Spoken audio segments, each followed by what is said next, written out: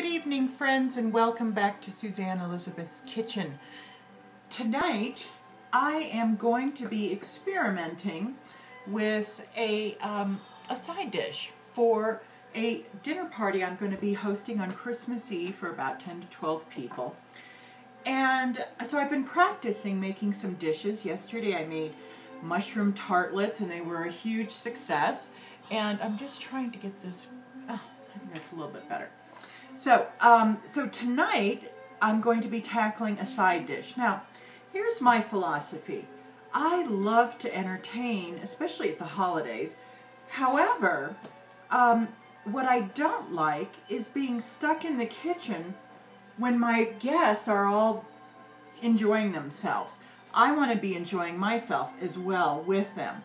So the key is to create dishes that you can prepare ahead, pop in the oven, and, you know, fix it and forget it, as we say. And this is one of those dishes. Tonight we're going to be taking the much maligned and lonely Brussels sprout, and we are going to be making it into a dish that your friends and family will love. So I want to encourage you during the holiday season, whether it's Thanksgiving, Christmas, Easter, or Sunday lunch, get in the kitchen and cook for your family and friends. They will appreciate it and you will enjoy collecting all the accolades. Now, by the way, speaking of accolades, I want to send out a shout out to my friend Sue Cahill. She noticed that I was wearing the same few aprons all the time, and she has an upholstery business in Royal Oak, Michigan. And she sent me this beautiful apron, and I just love it. So thank you, Sue Cahill. And for those of you who would like to send me an apron, please feel free. You can send it to me at P.O. Box 2465, Evergreen, Colorado. And just aprons, nothing else. I don't want any weirdness. Anyways, back to the Brussels sprouts. And yes, I am still sewing my own aprons, and one is almost done as soon as I figure out how to refill the bobbin on my sewing machine, which should happen sometime in the next 48 hours. Anyways, Brussels sprouts. I remember when I was a little girl, the only way Brussels sprouts were ever fixed was boiled. And do you know, I think there's truly nothing worse than the smell of boiled Brussels sprouts. Who likes boiled Brussels sprouts? I think they're horrible. I think that boiled Brussels sprouts were created to cause people to leave the house early. You know, I mean, I think that's the key. If you have a house guest who's overstayed their welcome, serve them boiled Brussels sprouts. I guarantee you they will be out of the house in a matter of hours. So what I'm doing is taking my Brussels sprouts and I'm, as you can see, just cutting them in half, because what we're going to do is we're going to roast these Brussels sprouts.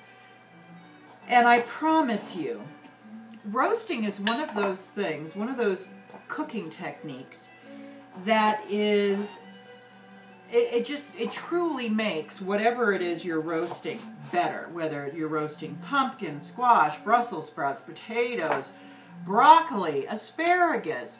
If you have children or even adults who are reluctant vegetable eaters, roast the vegetables. I promise you it will be amazing. And usually you don't need to do anything fancier than, for instance, with roast asparagus. Put the asparagus on a cookie sheet, drizzle with olive oil, salt, pepper, garlic powder or regular garlic, throw it in the oven for 400 degrees for 20 minutes.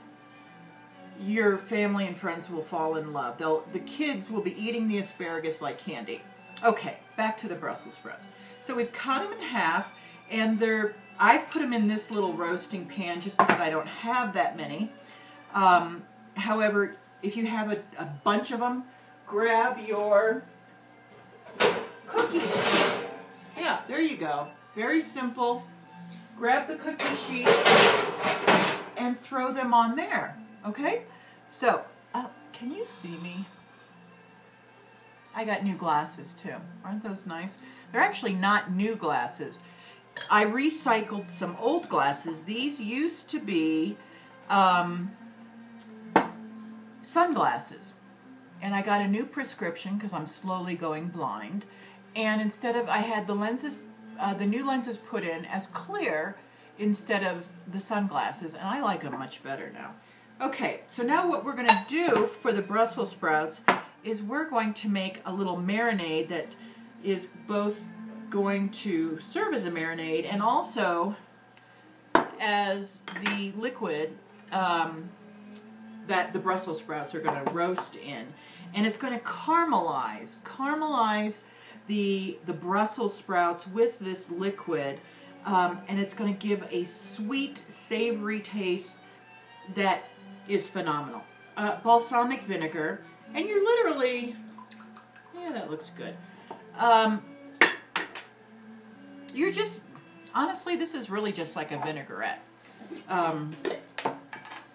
Honey. Just, that was probably a good tablespoon. Then we want some salt and pepper. And what I would suggest is taste. You know, for instance, the vinegar that I have is going to give you the tartness. The honey is giving you the sweet, and the sugar, which is going to let you have that caramelization going on. The salt and pepper, as I've said before, salt is just a flavor booster. It's a flavor enhancer. I like this, but it needs a little something. I think it's okay as it is. I'm going to see, let's see here. Maybe a little garlic powder. Hi.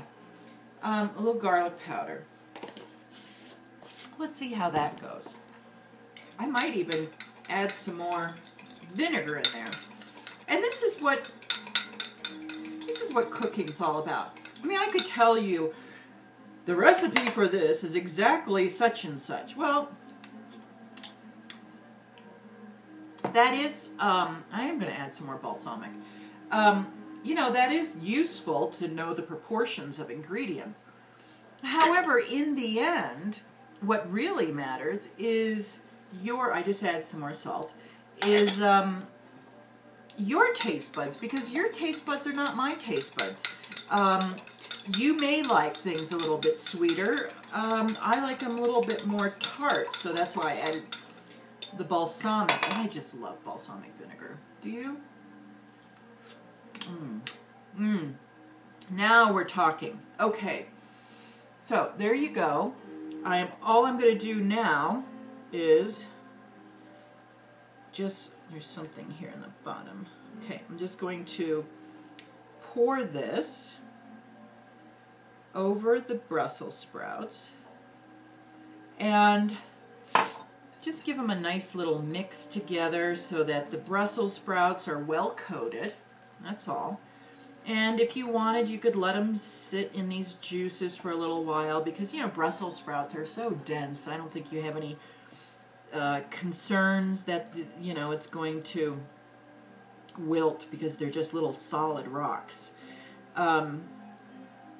So now what I'm doing is I'm just, for the heck of it, I'm just putting them all face cut side down. There you go. And now I'm going to put them in a 400-degree oven for about 20 to 30 minutes. Just keep an eye on them, and you'll know when they're done when you take one out and you give it a little bite, and it's tender. You know, as tender as a Brussels sprout will get. It's not going to be like asparagus tender, but it's going to be tender. And so just keep an eye on it 20 to 30 minutes at 400 degrees. I promise you, you will love this dish. Your family and friends will love this.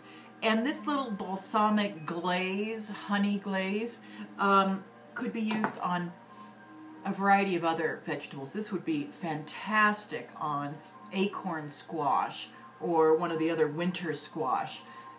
Can you imagine how good this would taste caramelized? Instead of honey, try maple syrup. That would be fantastic, especially with the balsamic vinegar.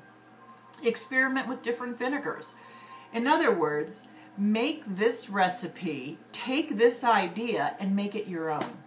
All right? Thank you again for joining me. I'm wishing you bon appetit, as Julia would say.